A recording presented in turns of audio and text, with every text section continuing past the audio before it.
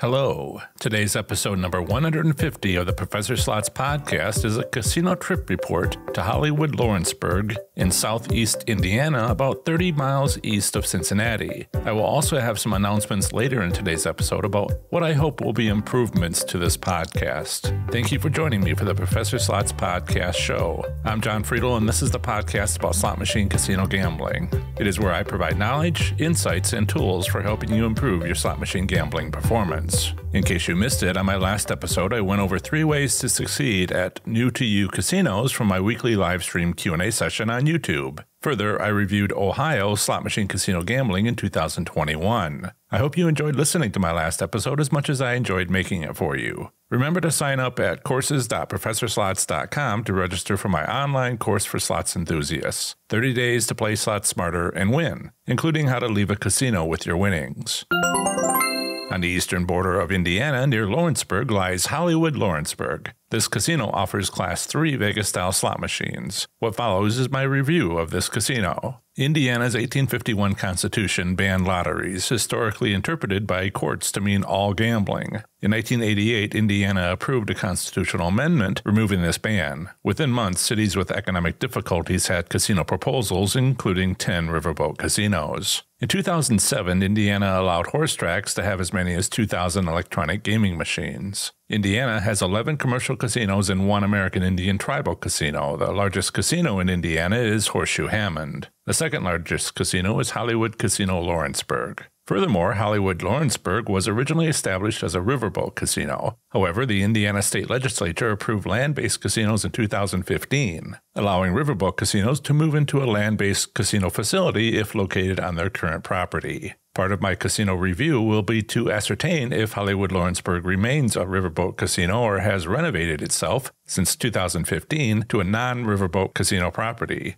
Why is this important? Because riverboat casinos don't have the infrastructure to install a central computer system to remotely control their slot machines. In brief, riverboat casinos have no place to put the necessary cables as they don't have a floor, but rather a hull. And whether a casino has a central server impacts which of my winning slot strategies are possible there. The Indiana Gaming Commission, IGC, regulates gaming in Indiana. The IGC has its Gaming Control Division as a law enforcement arm with the primary role to investigate illegal gambling. Enforcement of illegal gambling at bars and taverns is by the Indiana Alcohol and Tobacco Commission. Indiana has no theoretical payout limits, however, monthly and annual return statistics are publicly available for commercial casinos.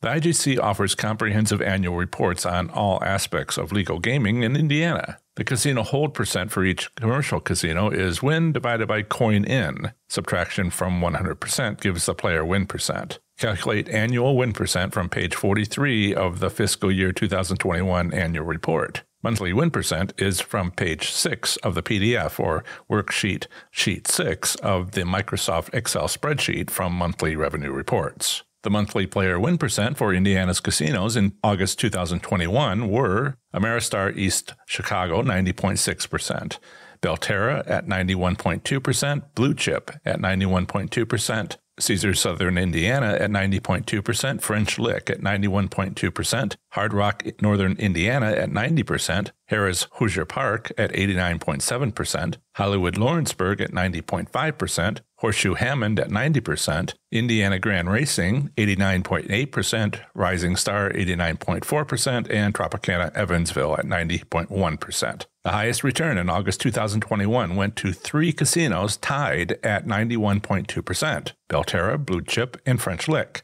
The lowest return went to Rising Star at 89.4%. Overall, Hollywood Lawrenceburg has the second highest return at 90.5%. This means today's trip is to the 4th ranked of Indiana's 11 casinos. Otherwise, Hollywood Lawrenceburg is open 24 hours a day and 7 days a week. Smoking is permitted on the casino floor. This casino has an attached hotel and a parking garage, including valet service. Hollywood Lawrenceburg has many restaurants and bars open, although with a limited menu, and their buffet is still closed. No masks are currently required if the guest is vaccinated, although all employees and vendors must wear a mask. Hollywood Lawrenceburg has its My Choice Players Club managed by Penn National Gaming, also the casino's operator but not its owner. It has 5 tier levels, and at this time, spending $5 will earn you 1 point. There is a $5 minimum redemption policy. Tier level point requirements are choice for new guests, advantage for those who have earned 1,000 points, preferred after earning 18,000 points, elite after earning 50,000 points, and the Owners Club after earning 200,000 points. Twice I have reached elite status, but am not currently. I've just spent 2 hours playing slots at Hollywood Lawrenceburg. I walked in with a $300 bankroll in my wallet and left with half that, or $153. I already had a Players Club card, but haven't used it in more than a year. Because all points are zeroed out annually each April for everyone, I was back down to the first tier level called Choice with 0 points when I started my session.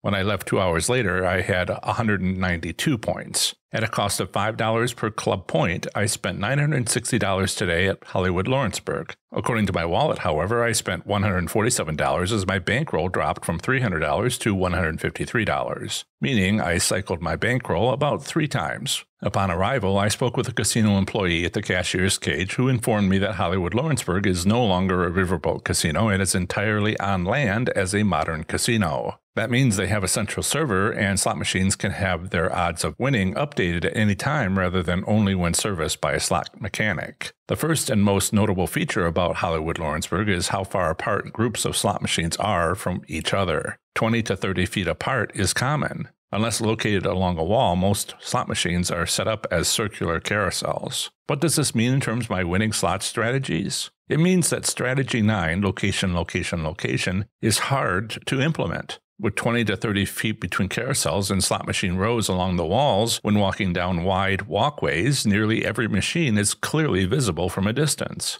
But we'll come back to that strategy in a moment. After walking in, I tested my 5-spin strategy on slot machines while my eyes and ears calibrated to what I saw and heard in this casino environment. I made minimum bets on 20 slot machines, all prominently displayed like most other machines in this former riverboat casino. Of these 20 machines, I won within the first 5 bets on 16 of them. That's great. Hollywood Lawrenceburg has the 5-spin method, but I noticed immediately returns were terrible. I started with $100, and after playing 20 machines, I had $71.66. That makes my player win percent 72% and the casino hold percent 18%. Most of my wins were only a few cents. Testing the 5-spin method took about half an hour, but I'd noticed that one particularly prominent slot machine gave me a great win when trying out my 5-spin method. Upon completion of my test of 20 machines, because of its great return, I decided to investigate if this machine was also a winner. Yes, I walked the casino, but all I saw were highly visible machines and no hand pays. But this slot machine was an opportunity, so I played it. And I won on it, over and over again.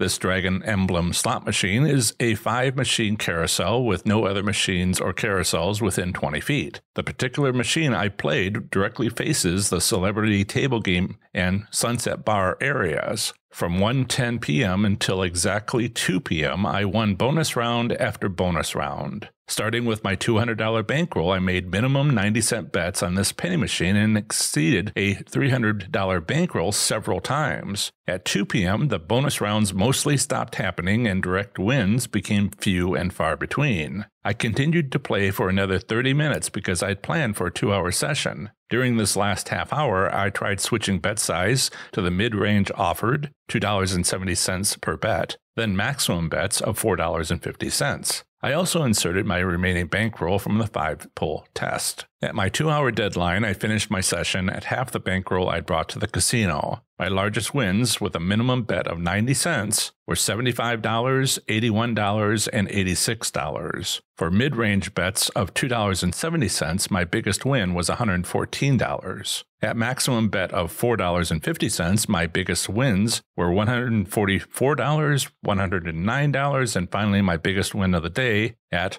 $152 on my last bet of the day. With that $152 win on a $4.50 bet, I ended my visit to Hollywood Lawrenceburg. If you plan to visit this former riverboat casino yourself, I hope these details I've provided on locating this winning machine help. But please remember to watch for sudden drops in its winning odds at precisely at the top of the hour, especially at 2 p.m. on a Sunday afternoon. Remember to sign up at courses.professorslots.com to register for my online course for slots enthusiasts, 30 days to play slots smarter and win, including how to leave a casino with your winnings.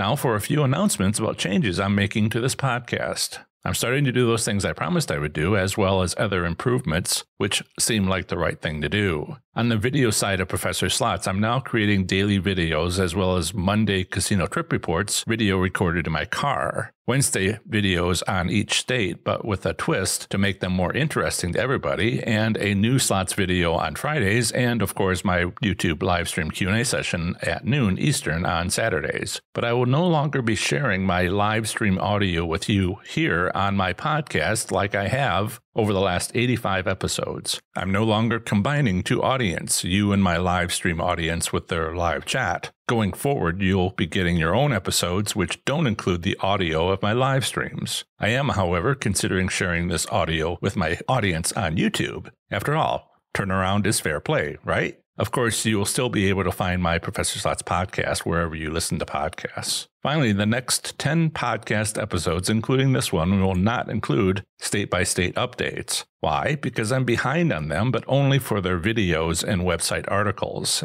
I've kept up on them here in the podcast, though, which has left me with a scheduling problem. To get everything back in sync, I need to get caught up elsewhere. So 10 episodes from now, on episode 160, I'll bring back my state-by-state reports from where I left off with Oklahoma. Thank you for your patience and understanding with all these changes, which hopefully will improve and grow this podcast. Again, thank you. That's the end of another great episode of the Professor Slots podcast. Thanks so much for listening. Show notes for this episode are on my website at professorslots.com/episode 150. I plan to have the next episode come out very soon for you, where I'll have more amazing content for the show. Until the next episode, have fun, be safe, and make good choices.